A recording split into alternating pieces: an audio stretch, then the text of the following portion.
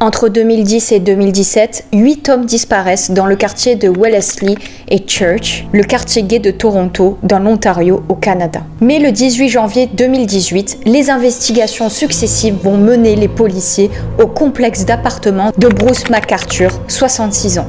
Ce dernier avait été mis sous surveillance et la police avait un seul mot d'ordre: intervenir si quelqu'un venait à franchir le pas de la porte de Bruce. Et ce matin de janvier 2018, la police aperçoit Bruce en compagnie d'un homme, tous deux se dirigeant vers son appartement. La police intervient et trouve le pauvre homme attaché dans le lit de Bruce. Bruce est arrêté, même si l'homme ne présente aucune trace de maltraitance ni de blessure. Pourtant, les forces de l'ordre sont persuadées à cet instant d'avoir arrêté un dangereux tueur en série. Si tu aimes ce type de vidéo, n'hésite pas à t'abonner si cela n'est pas déjà fait, à activer la cloche de notification, à liker, cela ne mange pas de pain, et à me suivre sur mes réseaux sociaux. Toi-même tu sais, mais je te laisse avec le générique.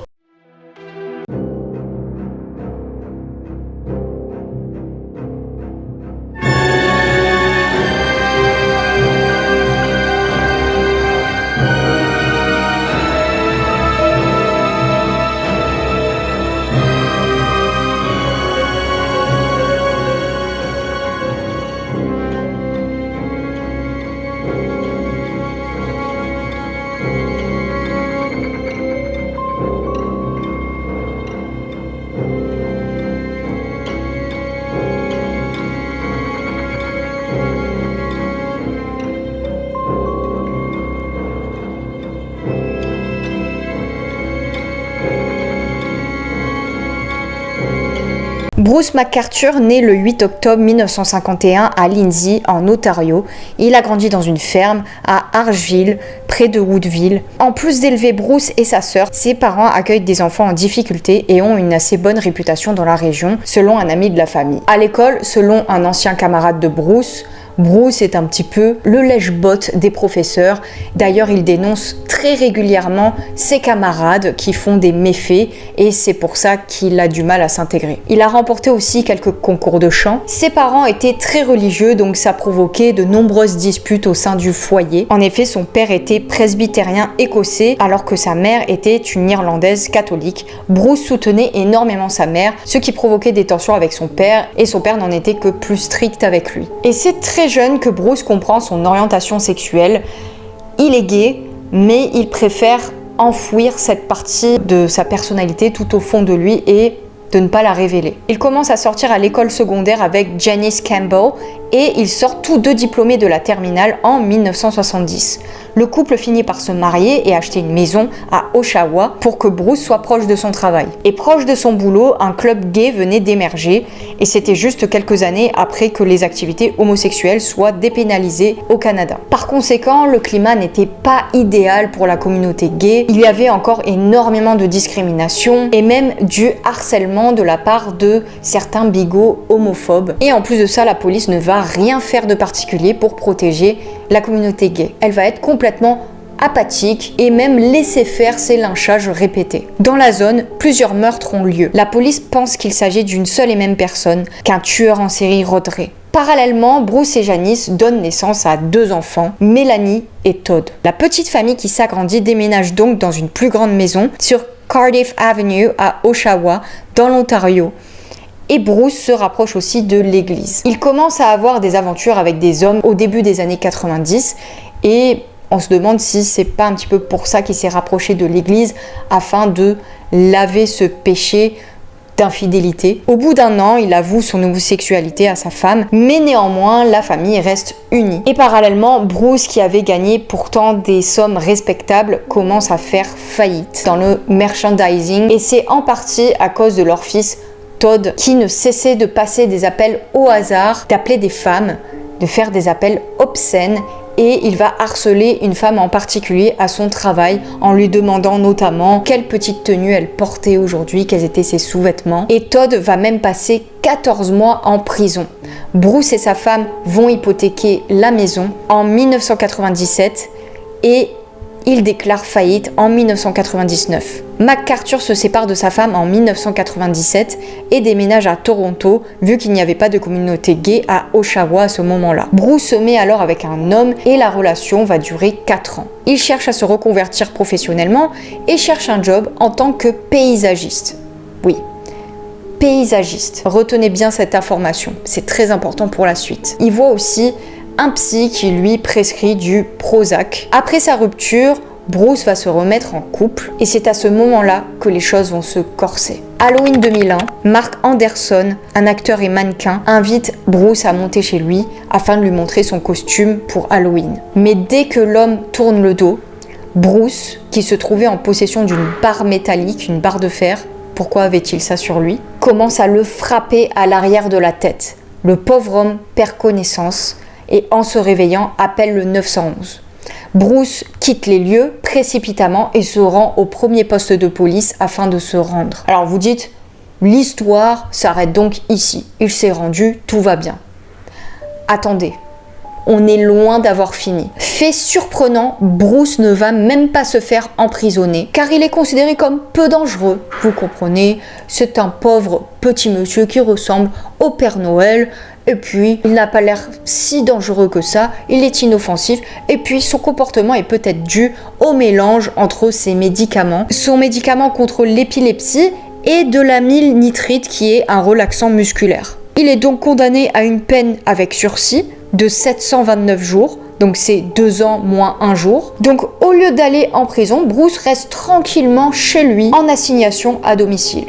Grossière erreur. Alors j'ai dit que Bruce voulait être paysagiste, et bien il commence son business qu'il va appeler Artistic Designs en 2002 et il va devenir de plus en plus actif dans la communauté gay de Toronto, comme en témoignent les nombreuses photos sur son mur Facebook. Facebook, les vieux bails. Il se met aussi sur de nombreux sites de rencontres, incluant Grindr, Manjam, Silver Daddies, Bear Forest, afin de trouver des hommes soumis. Oui, c'est ces mots. Mais sa réputation commence à se propager au sein de la communauté gay. On le dit violent, dangereux. Un second red flag. C'est pour cette raison qu'il est banni de l'église de Wellesley. En 2010, un homme nommé Skanaraj Navarama disparaît. Et il n'y a pas de piste jusqu'en 2012 avec la découverte d'un forum où quelqu'un anonymement se vantait d'avoir tué et mangé un homme à Toronto en 2010. La police lance donc une intervention nommée Project Houston en juin 2013 qui comprenait aussi les investigations sur la disparition de 2 autres hommes, Abdul Bazir Faizi et Majid Kehan, vu qu'ils avaient des similarités avec Navaratnam, c'est-à-dire un âge moyen, des immigrants d'Asie du Sud, et tous 3 avaient été vus pour la dernière fois aux alentours de l'église de Wellesley. Comme c'est étrange. Un appel anonyme est reçu et leur permet de faire le lien avec McArthur. Ils interrogent donc Bruce et Bruce avoue tranquillement avoir eu des relations avec les 3 hommes, mais ne rien savoir de leur disparition. Fait complètement dingue, la police va relâcher Bruce car vous comprenez, ce n'est pas parce que Bruce a eu une relation avec ces hommes-là que c'est forcément le tueur. D'accord. Donc inutile de creuser plus loin, Bruce n'a creusé aucune tombe. Il ressemble beaucoup au Père Noël et d'ailleurs il travaille en tant que Père Noël dans un centre commercial, ce qui est absolument fou. En 2014, McArthur est lavé de l'affaire d'Halloween 2001, donc l'attaque à la barre de fer. Donc du coup, lors du projet Houston, lorsqu'il se fait interroger, il a un casier judiciaire vierge. Donc la police ne peut pas l'impliquer dans la disparition des 3 hommes. Malheureusement, ils n'ont pas l'information selon laquelle McArthur a déjà été violent envers un homme. Un jour après la Gay Pride, en 2017, Andrew Kinsman est porté disparu.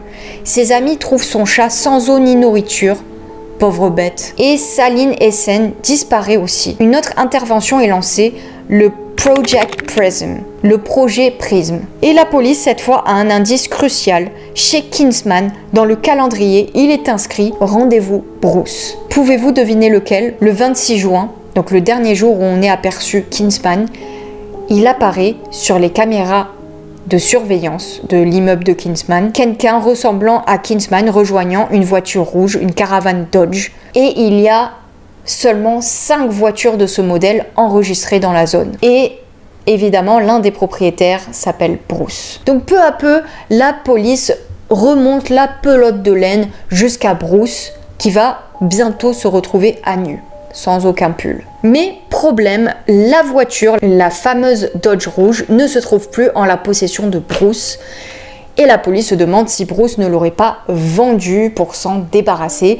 Et bingo, ils font le tour des concessionnaires et retrouvent cette caravane qui était bien le van de Bruce. En cherchant, en analysant la voiture, ils retrouvent en effet les ADN de Kinsman et de Selen Essen. Ils se rendent chez Bruce et trouvent le pire dans son disque dur. Des photos des cadavres de Kinsman et de Hassan. Et c'est à partir de là que Bruce est mis sous surveillance. Alors là, c'est une partie de l'enquête que je ne comprends pas. Si tu retrouves ça, si tu retrouves sa voiture et les ADN des personnes plus son disque dur truffé de photos de cadavres, pourquoi est-ce que tu ne l'arrêtes pas? Tout était contre lui.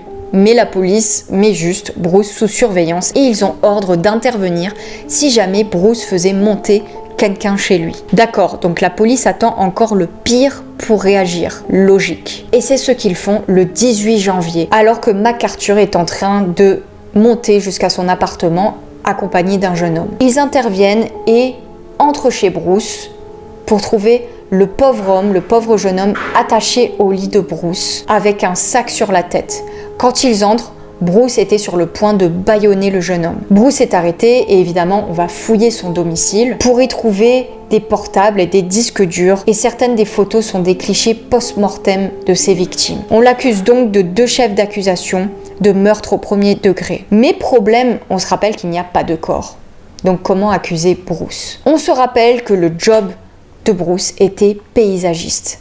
La police fait rapidement le lien entre ce job et peut-être, éventuellement, la dissimulation de corps. La police obtient des mandats de perquisition dans 5 des propriétés où McArthur avait bossé. Les chiens renifleurs s'intéressent rapidement aux jardinières. C'était l'hiver, donc elles étaient gelées. En ramenant les plants de plantes chez le légiste, ils trouvent des cadavres démembrés. Vous ne verrez plus jamais le jardinage comme avant. Au moins 3 cadavres ont été découverts, impossible de les identifier, mais Bruce est tout de même accusé des meurtres de Malid Kahan, Sorosh Mahmoud et Dean Lizorik, un SDF que personne n'avait porté disparu. Et je trouve ça triste que chaque année il y ait des gens isolés, des personnes, qu'elles soient sans famille ou sans domicile fixe, qui sont même pas portés disparus, qui disparaissent et sous l'indifférence totale. Donc c'est horrible. McArthur ne rentrait pas du tout dans les cases du tueur en série classique. Il avait 66 ans, le tueur en série classique selon les analyses psychologiques allait de 18 ans à 26 ans. Donc on peut se demander si Bruce s'est mis tardivement au crime ou si Bruce n'était pas tueur en série pendant toutes ces années et peut-être pendant les années 70 où de nombreuses disparitions dans la communauté gay ont eu lieu. 14 meurtres, dont la moitié étaient des cold cases. À ce moment-là, McArthur ne travaillait pas loin de l'endroit où ces personnes-là avaient disparu. Ça par exemple. Et la façon dont les victimes sont mortes rappelle étrangement le mode opératoire de Bruce. Et on se rappelle que la police des années 70 à Toronto n'était pas tendre avec la communauté gay. Donc on peut penser que certaines enquêtes ont été abandonnées en cours de route, ont été quelque peu négligées par quelques policiers. Le 8 février, la police trouve les restes de Andrew Kingsman ainsi que 2 autres hommes. Naravatnam est identifié grâce à ses dents. Et à ce niveau-là, Bruce est accusé de 6 meurtres. Et on retrouve le corps de Abdul Faizi. Il est donc accusé de 7 meurtres. Les restes de Kourouch Nakumar sont aussi retrouvés. Imaginez-vous une seule seconde l'état d'esprit des propriétaires de cette propriété que Bruce avait réaménagée en tant que paysagiste. Moi, à leur place, je déménagerais parce que leur jardin était un cimetière. À ce niveau-là, Bruce avait plus planté des eaux que des plantes. En juillet, on retrouve Majid Kehan. McArthur est condamné à la prison à vie. Le 8 février 2019, il pourra demander une liberté conditionnelle à 91 ans. Mais non, reste en prison, tu es bien, tu es au chaud et tu ne tues pas de gens. Mais c'est très improbable qu'il puisse demander une liberté conditionnelle étant donné qu'il est malade et qu'il est déjà âgé. Donc selon le médecin pénitentiaire, c'est assez improbable. Bruce a échappé très longtemps à la police, comme dit précédemment, et c'est en partie parce qu'il s'attaquait à des personnes vulnérables, souvent des immigrants, des sans-papiers, des membres de la communauté gay qui étaient négligés par la police à l'époque. Donc c'est assez triste de penser que les enquêtes auraient pu être mieux menées et ce tueur aurait pu être arrêté, surtout au moment où il avait attaqué quelqu'un avec une barre de fer. Et c'est vraiment dramatique et triste que les autorités n'aient pas pris ça au sérieux, en plus de toute la discrimination envers les gays dans le pays. Et voilà, c'est fini. Si tu as trouvé cette affaire intéressante, n'hésite pas à me rejoindre, t'abonner, liker la vidéo, commenter, je lis tous les commentaires. Et souviens-toi, ne reste pas seul. And remember, you rock. Et fais très attention aux sites de rencontres.